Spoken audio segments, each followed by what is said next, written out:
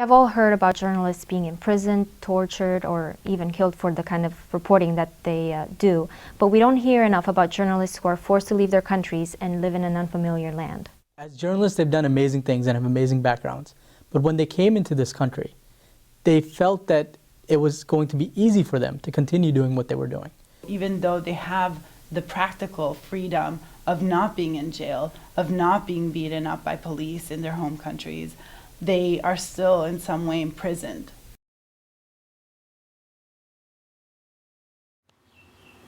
For 2 decades, Poddala Jayantha worked as a journalist in Sri Lanka. Until fearing for his safety, he fled last year with his daughter and wife.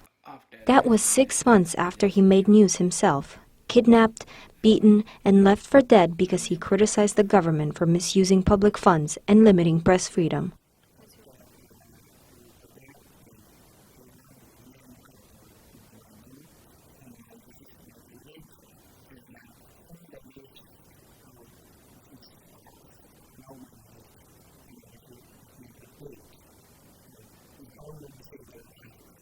His discolored skin, he says, is from stress and mental anguish.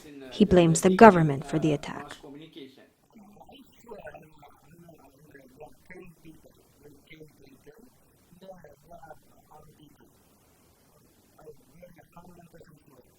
He's been honored for his activism, winning awards from press freedom organizations in Sri Lanka and the United States.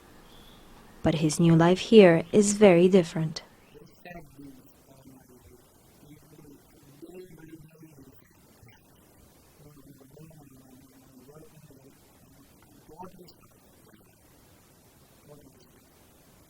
In this country, there are few outlets for his experience as an investigative journalist.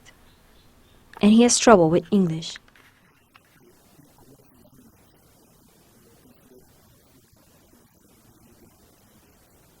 Jayantha has found work to support his family, but not as a journalist, and he's too embarrassed to say exactly what he does. As the Sri Lankan government tightens control of the media, Jayantha says investigative journalism will be more important than ever, and dreams of one day going back.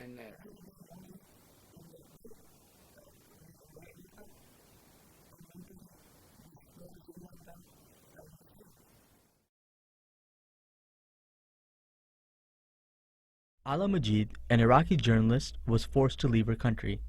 In Iraq, she worked as a reporter and translator for American news organizations, including the Christian Science Monitor and The Nation magazine. A few of my colleagues were kidnapped, and I felt I was watched all the time. A lot of the times I was scared. She moved to New York with her husband and 2 children.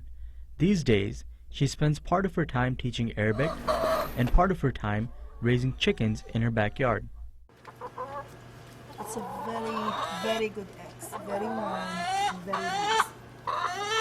I was so much expecting to be able to work as a journalist and maybe even get more work as a journalist. She thought her background would give her an edge, but with the recession and fading interest in Iraq, it hasn't been easy.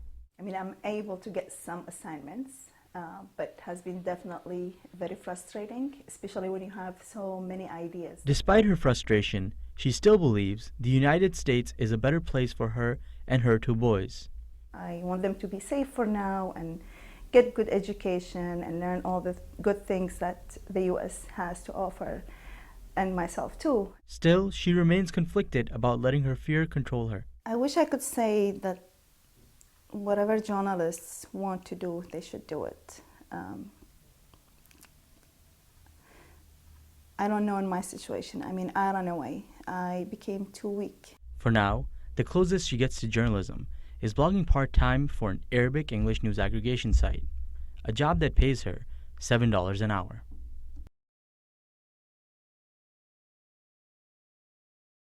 Ten years ago, Aroun Rashid Deen was reporting on the atrocities in Sierra Leone.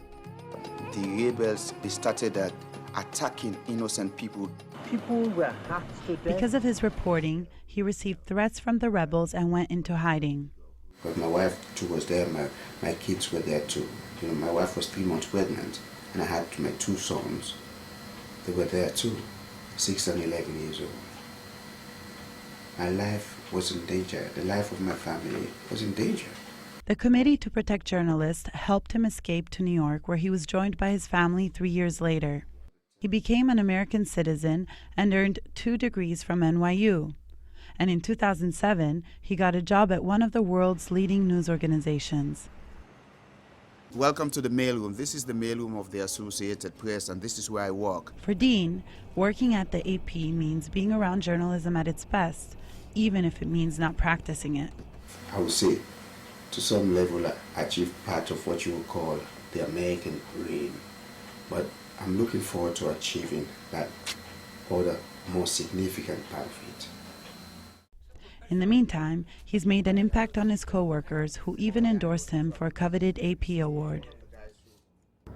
He was genuinely and universally loved and known and cared about and admired.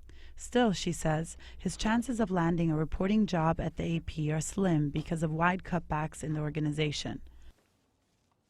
Sometimes I get frustrated, you want to do it. For now, he freelances for online newspapers based in Sierra Leone. It's difficult not to be able to report when you leave your home and come to America, because that's what your focus has been. That's what you've been aspiring for. For you to come and not being able to do it the way you've been doing it, it's disappointing in a way. But what do? Life has to go on.